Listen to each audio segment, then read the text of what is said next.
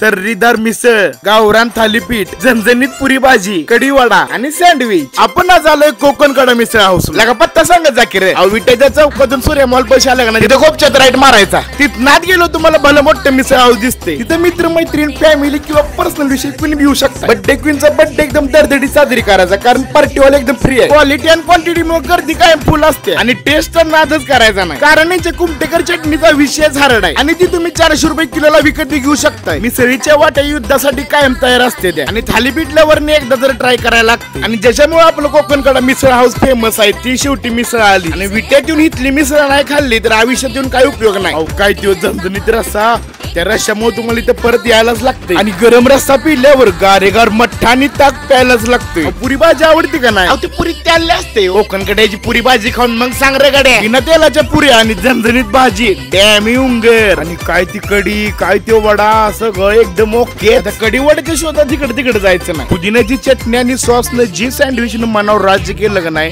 कायम आपल्या लक्षात राहणार बरं। काय रेट मला मुंबईची चौपाटीच आठवली आणि कोल्ड कॉफी पिता पिता नकळत का माहितीची आठवण येऊन गेली। मग यायला विसरू नका कोकण कडा मिसळ हाऊस।